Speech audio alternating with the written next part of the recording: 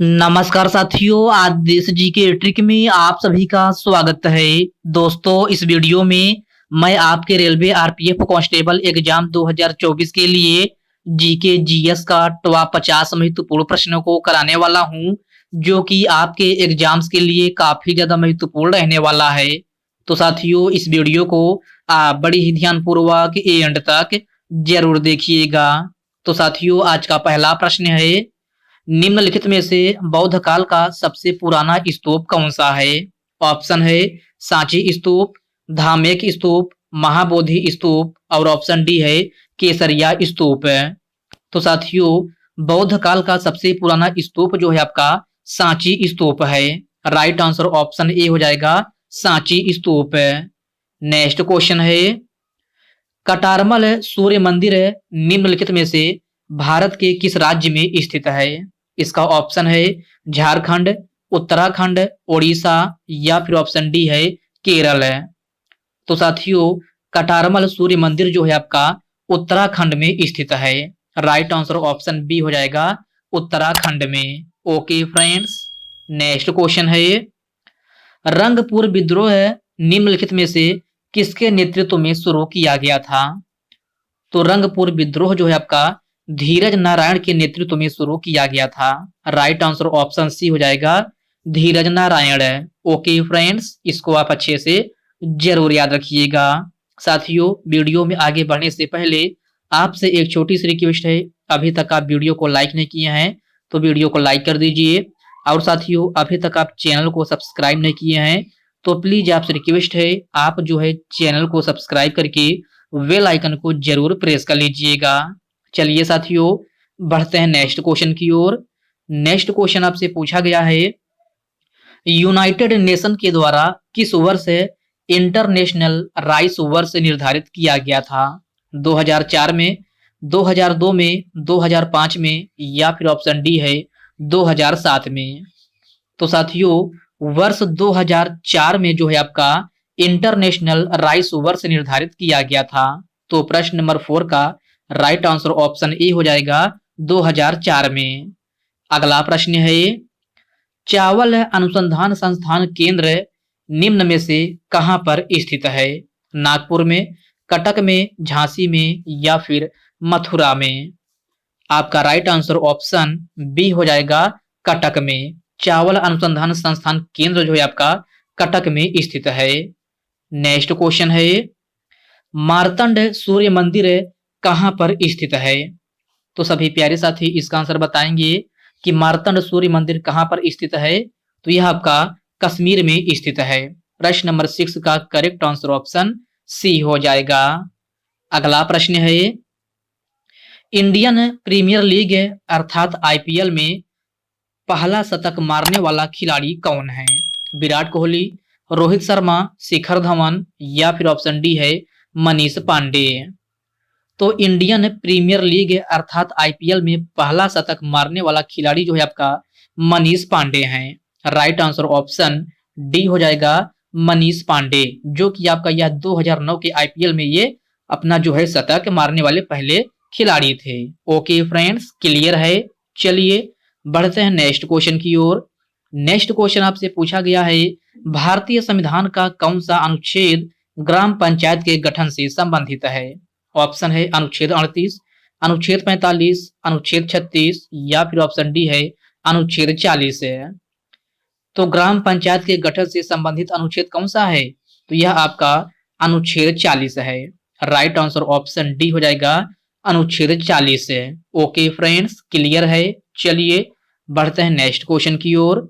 Next question आपसे पूछा गया है, भारतीय संविधान का अनुच्छेद 36 से 51 तक किससे संबंधित है? तो यह आपका नीति निर्देशक तत्व से संबंधित है। राइट आंसर ऑप्शन ए हो जाएगा नीति निर्देशक तत्व से। ओके फ्रेंड्स, इसको आप अच्छे से जरूर याद रखिएगा। साथियों, नीति निर्देशक तत्व भारतीय संविधान के किस भाग में है? अगर आपसे भाग पूछा जाए तो यह आपका भाग 4 में है। और कहां से लिया गया है? तो यह आपका आयरलैंड के देश के संविधान से लिया गया है। कहां से? आयरलैंड के देश के संविधान से। और यह आपका अनुच्छेद 36 से 51 तक वर्णित है। तो इन पॉइंट को आप अच्छे से जरूर ध्यान रखिएगा। आपका नेक्स्ट क्वेश्चन है गुप्त प्रशासन के संदर्भ में विधि का अर्थ क्या होता है। तो सभी प्यारे साथी इसका आंसर बताएंगे कि गुप्त प्रशासन के संदर्भ में विधि का अर्थ क्या होता है। तो प्रशासनिक इकाई होता है। क्या? प्रशासनिक इकाई। प्रश्न नंबर 10 का करेक्ट आंसर ऑप्शन डी हो जाएगा। निम्न में से हर्षवर्धन को किसने हराया था जब उसने दक्कन में चालुक्य राज्य पर आक्रमण किया था। तो साथियों यह आपका पुलकेशिन प्रथम ने हराया था। प्रश्न नंबर 11 का करेक्ट आंसर ऑप्शन ए हो जाएगा पुलकेशिन प्रथम। ओके फ्रेंड्स, क्लियर है। चलिए बढ़ते हैं नेक्स्ट क्वेश्चन की ओर। नेक्स्ट क्वेश्चन आपसे पूछा गया है भारतीय संविधान का कौन सा अनुच्छेद लोक नियोजन में समानता से संबंधित है। तो साथियों लोक नियोजन में समानता से संबंधित अनुच्छेद जो है आपका 16 है। राइट आंसर ऑप्शन बी हो जाएगा अनुच्छेद 16। ओके फ्रेंड्स, इसको आप अच्छे से जरूर याद रखिएगा। अनुच्छेद 18 में क्या है? तो इसमें आपका उपाधियों के अंत के बारे में बताया गया है। अनुच्छेद 17 जो है आपका किससे संबंधित है? तो यह आपका अस्पृश्यता से संबंधित है। और अनुच्छेद 15 में लिंग, जाति, नस्ल एवं भेदभाव के प्रति रोक के बारे में संबंधित है। तो इनको आप अच्छे से जरूर ध्यान में रखिएगा। आपका नेक्स्ट क्वेश्चन है संविधान की किस अनुसूची में दल बदल के आधार पर विधायक की निर्भरता का प्रावधान है। तो साथियों यह आपका किसमें है? तो अनुसूची 10 में है। राइट आंसर ऑप्शन डी हो जाएगा अनुसूची 10 है। ओके फ्रेंड्स, नेक्स्ट क्वेश्चन है गिब्सन मरुस्थल कहाँ स्थित है। तो गिब्सन मरुस्थल कहाँ स्थित है? सऊदी अरब, ऑस्ट्रेलिया, चीन या फिर ईरान। आपका राइट आंसर ऑप्शन बी हो जाएगा ऑस्ट्रेलिया। गिब्सन मरुस्थल जो है आपका ऑस्ट्रेलिया देश में स्थित है। तो प्रश्न नंबर 14 का करेक्ट आंसर ऑप्शन बी बन जाएगा। दस्त ए लुत और दस्त ए कबीर मरुस्थल निम्न में से किस देश में स्थित है? जापान, रूस, मैक्सिको या फिर ईरान।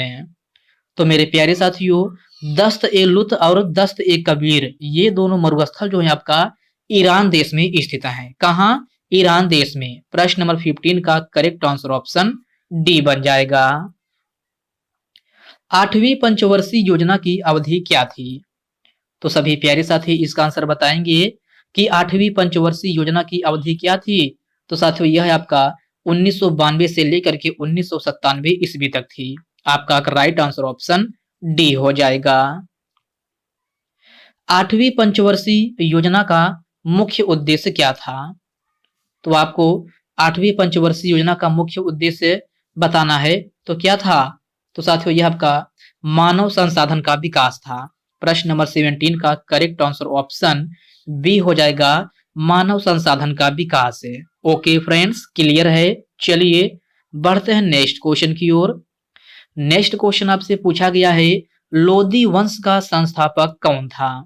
इब्राहिम लोदी, बहलोल लोदी, सिकंदर लोदी या फिर ऑप्शन डी है इल्तुतमिश है। तो लोदी वंश का संस्थापक बहलोल लोदी था। राइट आंसर ऑप्शन बी हो जाएगा बहलोल लोदी। लोदी वंश का अंतिम शासक कौन था? तो इसमें आपको बताना है कि लोदी वंश का अंतिम शासक कौन था। तो साथियों यह आपका इब्राहिम लोदी था। प्रश्न नंबर 19 का करेक्ट आंसर ऑप्शन सी हो जाएगा। प्रायद्वीपीय भारत में सबसे उच्चतम पर्वत चोटी कौन सी है? तो आपको बताना है प्रायद्वीपीय भारत में सबसे उच्चतम पर्वत चोटी कौन सी है? नीलगिरी, महेंद्रगिरी, अन्नामलाई या फिर दोदा बेटा। तो आपका राइट आंसर ऑप्शन डी हो जाएगा दोदा बेटा। प्रायद्वीपीय भारत में सबसे उच्चतम पर्वत चोटी जो है आपका दोदा बेटा है। ओके फ्रेंड्स, इसको आप अच्छे से जरूर याद रखिएगा। भारत में सबसे प्राचीन वलित पर्वतमाला कौन सी है? तो भारत में सबसे प्राचीन वलित पर्वतमाला जो है आपका अरावली है। प्रश्न नंबर 21 का करेक्ट आंसर ऑप्शन ए हो जाएगा अरावली। दिल्ली सल्तनत की दरबारी भाषा थी। तो आपको बताना है दिल्ली सल्तनत की दरबारी भाषा क्या थी? फारसी, तुर्की, अरबी या फिर उर्दू? तो दिल्ली सल्तनत की दरबारी भाषा फारसी थी। राइट आंसर ऑप्शन ए हो जाएगा फारसी। आगरा नगर की स्थापना किसके द्वारा की गई थी? इल्तुतमिश, बलबन, नसीरुद्दीन या फिर सिकंदर लोदी? तो आगरा नगर की स्थापना जो है आपका यह है किसके द्वारा की गई थी? तो सिकंदर लोदी के द्वारा की गई थी। प्रश्न नंबर 23 का राइट आंसर ऑप्शन डी हो जाएगा Sikandar Lodi. Okay friends, next question है, तराइन का प्रथम युद्ध कब हुआ था? 1163 में, 1191 में, 1196 में या फिर 1215 में? तो तराइन का प्रथम युद्ध जो है 1191 ईस्वी में हुआ था। प्रश्न नंबर 24 का राइट आंसर ऑप्शन बी हो जाएगा। साथियों, तराइन का प्रथम युद्ध किसके बीच में हुआ था? तो यह आपका मोहम्मद गौरी और पृथ्वी चौहान के बीच में हुआ था। किसके बीच में? मोहम्मद गौरी और पृथ्वी चौहान के बीच में। ओके फ्रेंड्स, क्लियर है। चलिए बढ़ते हैं नेक्स्ट क्वेश्चन की ओर। नेक्स्ट क्वेश्चन आपसे पूछा गया है, निम्नलिखित में से किस नगर को चीन का मैनचेस्टर कहा जाता है? तो चीन का मैनचेस्टर किस नगर को कहा जाता है? तो यह आपका संघाई को कहा जाता है। प्रश्न नंबर 25 का राइट आंसर ऑप्शन सी हो जाएगा संघाई। निम्नलिखित में से किसे भारत का पिट्सबर्ग कहा जाता है? तो क्वेश्चन को ध्यान से पढ़िएगा। इसमें आपसे पूछा जा रहा है कि निम्नलिखित में से किसे भारत का पिट्सबर्ग कहा जाता है? दुर्गापुर, भिलाई, विशाखापट्टनम या फिर जमशेदपुर? तो भारत का पिट्सबर्ग जो है आपका जमशेदपुर को कहा जाता है। आपका राइट आंसर ऑप्शन डी हो जाएगा Jamshedpur. Okay friends, next question है, कौटिल्य अर्थात चाणक्य किसका प्रधानमंत्री था? अजातशत्रु, समुद्रगुप्त, गौतम बुद्ध या फिर चंद्रगुप्त मौर्य? आपका राइट आंसर ऑप्शन डी हो जाएगा चंद्रगुप्त मौर्य। अगला प्रश्न है, किस पंचवर्षीय योजना में प्रधानमंत्री रोजगार योजना की शुरुआत की गई थी? तो सभी प्यारे साथी इसका आंसर बताएंगे कि किस पंचवर्षीय योजना में प्रधानमंत्री रोजगार योजना की शुरुआत की गई थी? तो यह आपका 8वीं पंचवर्षीय योजना में की गई थी। प्रश्न नंबर 28 का राइट आंसर ऑप्शन डी हो जाएगा 8वीं पंचवर्षीय योजना। 9वीं पंचवर्षीय योजना की अवधि क्या थी? तो आपको बताना है कि 9वीं पंचवर्षीय योजना की अवधि क्या थी। तो साथियों, यह आपका 1997 से लेकर के 2002 तक थी। राइट आंसर ऑप्शन ए हो जाएगा 1997 से लेकर के 2002 तक। ओके फ्रेंड्स, क्लियर है। चलिए बढ़ते हैं नेक्स्ट क्वेश्चन की ओर। नेक्स्ट क्वेश्चन आपसे पूछा गया है, सांची किस कला व मूर्ति कला का निरूपण करता है? तो सांची किस कला व मूर्ति कला का निरूपण करता है? तो आपका राइट आंसर ऑप्शन सी हो जाएगा बौद्ध। ओके फ्रेंड्स, इसको आप अच्छे से जरूर याद रखिएगा। आपका नेक्स्ट क्वेश्चन है, निम्न में से वह व्यक्ति कौन है जिसका नाम देवान पियादसी भी था? चाणक्य, अशोक, उमागुप्त या फिर चंद्रगुप्त? तो देवान पियादसी किसका नाम था? तो अशोक का नाम था। राइट आंसर ऑप्शन बी हो जाएगा अशोक। ओके फ्रेंड्स, क्लियर है। चलिए बढ़ते हैं नेक्स्ट क्वेश्चन की ओर। नेक्स्ट क्वेश्चन आपसे पूछा गया है, निम्न में से किस पर्वतमाला को सह्याद्री के नाम से जाना जाता है? ऑप्शन दिया गया है सतपुड़ा, नीलगिरी, अरावली या फिर पूर्वी घाट। तो किस पर्वतमाला को सह्याद्री के नाम से जाना जाता है? तो पूर्वी घाट को जो है आपका सह्याद्री के नाम से जाना जाता है। राइट आंसर ऑप्शन डी हो जाएगा पूर्वी घाट। ओके फ्रेंड्स, इसको आप अच्छे से जरूर याद रखिएगा। पूर्वी घाट पर्वत श्रेणी का सर्वोच्च शिखर है। तो सभी प्यारे साथी इसका आंसर बताएंगे कि पूर्वी घाट पर्वत श्रेणी का सर्वोच्च शिखर कौन सा है? तो यह आपका महेंद्रगिरी है। प्रश्न नंबर 33 का राइट आंसर ऑप्शन सी हो जाएगा महेंद्रगिरी। अगला प्रश्न है, निम्न में से सम्राट अशोक की वह पत्नी कौन थी जिसने उसको प्रभावित किया था? तो साथियों यह आपका कारुआकी थी। प्रश्न नंबर 34 का राइट आंसर ऑप्शन सी हो जाएगा कारुआकी। प्राचीन भारत का वह प्रसिद्ध शासक जिसने अपने जीवन के अंतिम दिनों में जैन धर्म को अपनाया था, तो कौन था? तो यह आपका चंद्रगुप्त मौर्य था। प्रश्न नंबर 35 का राइट आंसर ऑप्शन ए हो जाएगा Chandragupta Maurya. Okay friends, clear है। चलिए बढ़ते हैं नेक्स्ट क्वेश्चन की ओर। नेक्स्ट क्वेश्चन आपसे पूछा गया है, हड़प्पा सभ्यता के अंतर्गत हल से जोते गए खेत का साक्ष्य कहां से मिला है? लोथल में, सिंध में, रोपड़ में या फिर कालीबंगा में? तो हड़प्पा सभ्यता के अंतर्गत हल से जोते गए खेत का साक्ष्य जो है आपका कालीबंगा में मिला है। राइट आंसर ऑप्शन डी हो जाएगा कालीबंगा में। हड़प्पा सभ्यता के संपूर्ण क्षेत्र का आकार किस प्रकार का था? त्रिभुजाकार, वर्गाकार, आयताकार या फिर इनमें से कोई नहीं? तो हड़प्पा सभ्यता के संपूर्ण क्षेत्र का आकार जो है आपका त्रिभुजाकार था। प्रश्न नंबर 37 का करेक्ट आंसर ऑप्शन ए बन जाएगा। सिंधु सभ्यता की मुद्रा में किस देवता के समतुल्य चित्रांकन मिलता है? तो आपको बताना है कि सिंधु सभ्यता की मुद्रा में किस देवता के समतुल्य चित्रांकन मिलता है। ऑप्शन दिया गया है आद्य इंद्र, आद्य शिव, आद्य सूर्य या फिर ऑप्शन डी है इनमें से कोई नहीं। तो आपका राइट आंसर ऑप्शन बी हो जाएगा आद्य शिव। ओके फ्रेंड्स, क्लियर है। चलिए बढ़ते हैं नेक्स्ट क्वेश्चन की ओर। नेक्स्ट क्वेश्चन आपसे पूछा गया है, किसे दक्षिण भारत का मैनचेस्टर कहा जाता है? कोयम्बटूर, हैदराबाद, जैसलमेर या फिर मुंबई? तो दक्षिण भारत का मैनचेस्टर कोयम्बटूर को कहा जाता है।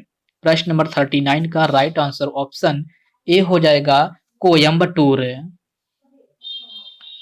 निम्नलिखित में से किसे भारत का मैनचेस्टर कहा जाता है? तो भारत का मैनचेस्टर किसको कहा जाता है? तो अहमदाबाद को कहा जाता है। आपका प्रश्न नंबर 40 का राइट आंसर ऑप्शन सी हो जाएगा। निम्नलिखित में से कौन सा हड़प्पा कालीन स्थल गुजरात में था? तो सभी प्यारे साथी इसका आंसर बताएंगे कि कौन सा हड़प्पा कालीन स्थल है जो गुजरात में था। तो प्यारे साथियों यह आपका लोथल है। राइट आंसर ऑप्शन ए हो जाएगा लोथल। मोहनजोदड़ो का स्थानीय नाम क्या था? तो मोहनजोदड़ो का स्थानीय नाम क्या था? दासों का टीला, मृतकों का टीला, कंकाल का टीला या फिर ऑप्शन डी दिया गया है इनमें से कोई नहीं। तो मेरे प्यारे साथियों मोहनजोदड़ो का स्थानीय नाम जो है मृतकों का टीला था। प्रश्न नंबर 42 का करेक्ट आंसर ऑप्शन बी हो जाएगा। केप ऑफ गुड होप कहां पर स्थित है? दक्षिण अफ्रीका, जर्मनी, अर्जेंटीना या फिर ऑप्शन डी है इनमें से कोई नहीं। तो केप ऑफ गुड होप जो है आपका दक्षिण अफ्रीका में स्थित है। राइट आंसर ऑप्शन ए हो जाएगा दक्षिण अफ्रीका में। पश्चिमी मध्य रेलवे का मुख्यालय कहाँ स्थित है? कानपुर, जबलपुर, जयपुर या फिर रायपुर? तो प्यारे साथियों पश्चिमी मध्य रेलवे का मुख्यालय जो है आपका जबलपुर में स्थित है। राइट आंसर ऑप्शन बी हो जाएगा जबलपुर में। ओके फ्रेंड्स, क्लियर है। चलिए बढ़ते हैं नेक्स्ट क्वेश्चन की ओर। नेक्स्ट क्वेश्चन आपसे पूछा गया है, डेनमार्क के संसद का नाम क्या है? तो डेनमार्क के संसद का नाम फोल्केटिंग है। क्या? फोल्केटिंग। प्रश्न नंबर 45 का राइट आंसर ऑप्शन ए बन जाएगा। तवांग मठ कहां पर अवस्थित है? तो आपको बताना है कि तवांग मठ जो है कहां पर अवस्थित है। उत्तराखंड, झारखंड, सिक्किम या फिर अरुणाचल प्रदेश है? तो तवांग मठ जो है आपका अरुणाचल प्रदेश में स्थित है। राइट आंसर ऑप्शन डी हो जाएगा अरुणाचल प्रदेश में। ओके फ्रेंड्स, क्लियर है। चलिए बढ़ते हैं नेक्स्ट क्वेश्चन की ओर। नेक्स्ट क्वेश्चन आपसे पूछा गया है, डुरंड कप किस खेल से संबंधित है? फुटबॉल, शतरंज, टेबल टेनिस या फिर बैडमिंटन? तो डुरंड कप जो है आपका फुटबॉल खेल से संबंधित है। प्रश्न नंबर 47 का करेक्ट आंसर ऑप्शन ए हो जाएगा। भारतीय पुरातत्व सर्वेक्षण का मुख्यालय कहाँ पर स्थित है? तो सभी प्यारे साथी इसका आंसर बताएंगे कि भारतीय पुरातत्व सर्वेक्षण का मुख्यालय कहाँ पर स्थित है। ऑप्शन दिया गया है कोलकाता, जयपुर, नई दिल्ली या फिर लखनऊ। तो आपका राइट आंसर ऑप्शन सी हो जाएगा, नई दिल्ली। भारतीय पुरातत्व सर्वेक्षण का मुख्यालय जो है आपका नई दिल्ली में स्थित है। भारत की सीमा सबसे ज्यादा किस देश से लगी है? तो भारत की सीमा सबसे ज्यादा किस देश से लगी है? बांग्लादेश, भूटान, नेपाल या फिर रूस है। आपका राइट आंसर ऑप्शन ए हो जाएगा, बांग्लादेश है। भारत की सीमा सबसे ज्यादा जो है आपका बांग्लादेश से लगी हुई है। इंडियन ब्यूरो ऑफ माइंस का मुख्यालय कहां पर स्थित है? तो सभी प्यारे साथी इसका आंसर बताएंगे कि इंडियन ब्यूरो ऑफ माइंस का मुख्यालय कहां पर स्थित है। तो यह आपका नागपुर में स्थित है। कहां? नागपुर में। प्रश्न नंबर 50 का करेक्ट आंसर ऑप्शन डी हो जाएगा। अगला प्रश्न है, निम्न में से राजस्थान के माउंट आबू में प्रसिद्ध दिलवाड़ा मंदिर किसने बनवाया था? ऑप्शन है तेजपाल, महिपाल, रुद्रपाल या फिर रामपाल। तो राजस्थान के माउंट आबू में प्रसिद्ध दिलवाड़ा मंदिर किसने बनवाया था? यह क्वेश्चन आपके लिए होमवर्क के रूप में है। सभी साथी इसका आंसर कमेंट बॉक्स में कमेंट करके जरूर बताएंगे कि राजस्थान के माउंट आबू में प्रसिद्ध दिलवाड़ा मंदिर जो है किसने बनवाया था। तो साथियों आज की इस वीडियो में बस इतने ही प्रश्न है। तो साथियों यह वीडियो आपको कैसी लगी आप कमेंट बॉक्स में कमेंट करके अपना फीडबैक जरूर दीजिएगा। और साथियों यह वीडियो आपके लिए थोड़ा भी हेल्पफुल लगा हो तो इस वीडियो को लाइक कर दीजिए, अपने साथियों के साथ शेयर कर दीजिए। और फ्रेंड्स अभी तक आप चैनल को सब्सक्राइब नहीं किए हैं तो प्लीज आपसे रिक्वेस्ट है आप जो है चैनल को सब्सक्राइब करके बेल आइकन को जरूर से जरूर प्रेस कर लीजिएगा। तो चलिए साथियों इसी के साथ हम मिलते हैं किसी नेक्स्ट वीडियो में। तब तक के लिए जय हिंद दोस्तों।